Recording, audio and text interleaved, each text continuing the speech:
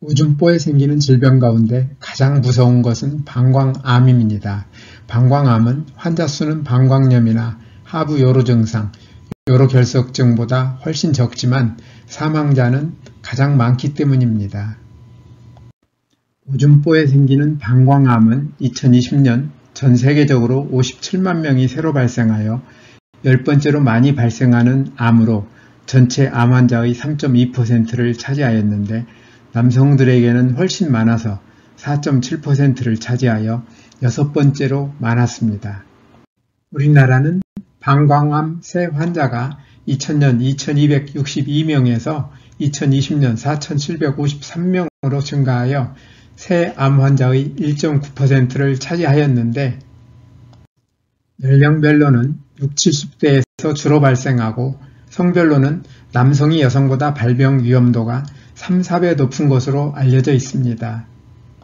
방광암으로 죽은 사람은 2000년 778명에서 2022년 1602명으로 증가하여 약한 증가 추세가 이어지고 있고 2022년 방광암 사망자 1602명은 폐암과 간암, 대장암, 위암, 췌장암 등에 이어 11번째로 많은 것이며 비율로는 전체 암 사망자의 1.9%를 차지하고 있습니다.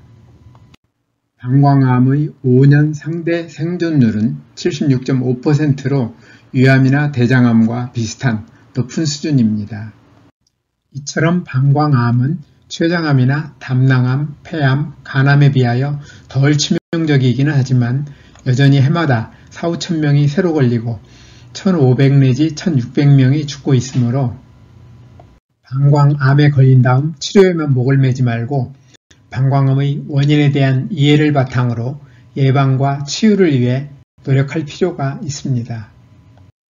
방광암의 원인을 아는 것이 중요한 이유는 원인을 알아야 예방과 치유가 가능하기 때문인데 방광암의 원인이나 위험 요인으로는 흡연이 가장 강력하게 지적되고 있으며 그 밖에 각종 화학약품의 직업적인 노출과 커피, 진통제, 인공감미료, 감염, 결석, 방사선, 항암제 등도 발병 요인으로 거론되는데 방광암의 원인에 대해서는 뒤에서 다시 말씀드리겠습니다. 방광암의 예방과 치유에 대해 알아보기 전에 먼저 치료 방법과 치료 성과에 대해 알아보겠습니다. 방광암의 치료 방법에는 수술과 방사선 치료, 면역요법, 항암 화학요법이 있으며 병의 진행 정도인 병기와 암세포의 분화도, 환자의 전신 상태 등에 따라서 이 가운데 가장 적절한 치료 방법을 선택합니다. 방광암은 보통 오줌보의 점막이나 점막 하층에만 국한되어 있는 표재성 방광암과 근육층을 침범한 침륜성 방광암, 그리고 다른 장기나 조직으로 전이된 전이성 방광암으로 나누는데 전체 방광암의 70 내지 80% 정도를 차지하는 표재성 방광암에 대해서는 대체로 절제경을 오줌보에 집어넣어 암을 잘라내는 경요도 절제술을 통해 치료하며 침륜성 방광암에 대해서는 대체로 오줌보의 전부 또는 일부를 제거하는 방광절제술로 치료하는데 암이 주변 조직까지 침투한 경우에는 골반 내 림프절과 같은 주변 조직도 함께 드러내며 이때 남자의 경우 전립선과 정낭, 오줌길을 함께 드러내기도 하고 여자의 경우 오줌길과 자궁, 난소를 함께 드러내기도 합니다. 이처럼 방광절제술로 오줌보의 전부를 제거할 때는 오줌보를 대신하는 인공오줌보나 몸 바깥쪽에 오줌 주머니를 만들어주는 수술을 함께 하게 됩니다. 또한 전이성 방광암에 대해서는 항암 치료를 하는데 표재성 방광암이나 침륜성 방광암에 대해서도 경요도 절제술이나 방광절제술과 함께 방사선이나 면역치료, 항암치료를 병행하기도 합니다. 그런데 이러한 치료 방법들이 방광암의 치료에 좋은 성과를 보여주고 있을까요? 방광암 새 환자가 해마다 4천 내지 5천 명인데 비하여 사망자는 1,500 내지 1,600명으로 비교적 적고 5년 상대 생존율도 다른 암에 비하여 높은 편이므로 방광암이 잘 치료되고 있다고 생각할 수도 있지만 속을 들여다보면 치료 성과가 좋다고 보기는 어렵습니다. 비교적 암이 적게 진행된 표재성 방광암의 경우에도 경요도 절제술 치료 후 재발률이 60 내지 70%로 매우 높기 때문에 재발을 막기 위하여 방사선이나 BCG, 항암 치료를 병행하는 경우가 많고 재발 여부를 확인하기 위하여 정기적으로 지속적인 추적 검사를 하게 되므로 스트레스를 많이 받게 되며 재발되는 방광암의 10 내지 15% 정도는 침륜성 방광암으로 진행되어 치료 예후가 좋지 않고 방광절제술로 오줌보의 전부 또는 일부를 제거할 경우 생명을 잃는 경우도 적지 않으며 생명이 유지되는 경우에도 인공 오줌보나 오줌 주머니의 사용에 따른 불편, 함께 절제되는 장기가 없어짐에 따르는 호르몬 부족, 각종 치료의 부작용 등으로 삶의 질이 매우 떨어집니다. 여기에서 앞으로 돌아가서 방광암을 포함한 모든 암의 원인에 대해 생각해 보도록 하겠습니다. 흡연이 방광암의 주요 원인이라는 데 대해서는 의료계는 거의 의견을 같이 하고 있습니다만 앞에서 설명드린 나머지 위험 요인을 모두 더하더라도 방광암의 원인을 100% 설명한다고 보기는 어렵습니다. 암을 포함한 모든 질병들의 원인을 이해하기 위해서는 우리가 주목해야 할 일이 있습니다.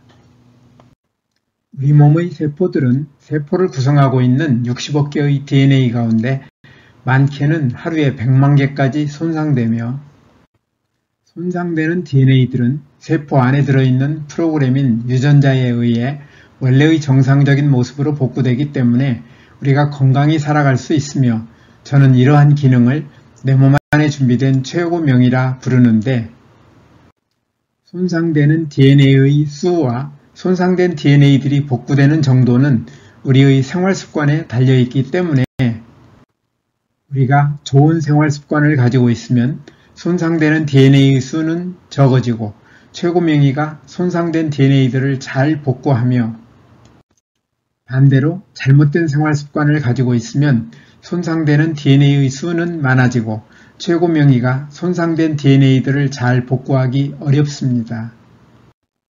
만일 세포 안의 DNA들이 지나치게 많이 손상되거나 손상되는 세포들을 복구하는 유전자가 제 역할을 하지 못하여 원래대로 복구되지 못하는 세포가 많아지면 이러한 세포들이 많은 조직이나 장기의 기능이 약해져 우리는 다양한 질병에 걸리게 되는데 방광암을 포함한 모든 암은 이러한 질병 가운데 하나입니다. 우리가 어떤 질병에 걸리느냐는 DNA로 구성된 세포 안의 유전자 가운데 어떤 유전자가 손상되고 변질되어 원래의 정상적인 모습으로 복구되지 못하고 있느냐에 따라 정해집니다. 유전학자들의 연구에 따르면 우리 몸의 세포에는 2만 개 이상의 유전자가 들어있으며 이 가운데 암세포는 불과 수십 개의 특정 유전자가 변질된 세포인데 암세포의 유전자 가운데 변질된 대표적인 유전자의 예를 두 가지만 들어보겠습니다.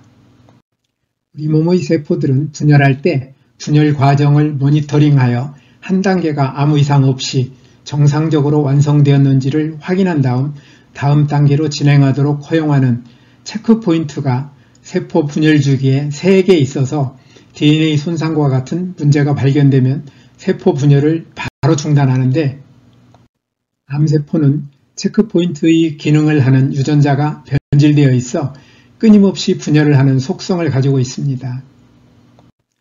또한 정상세포는 유전자를 구성하고 있는 DNA들이 손상될 때 손상된 DNA를 찾아서 정상으로 복구하며 세포의 수명이 다하였거나 손상된 DNA가 너무 많아 복구하기 어려울 때에는 세포가 스스로 죽는 자멸사 유전자를 가지고 있는데 암세포는 자멸사의 기능을 하는 유전자가 변질되어 있어 스스로 죽지 않습니다.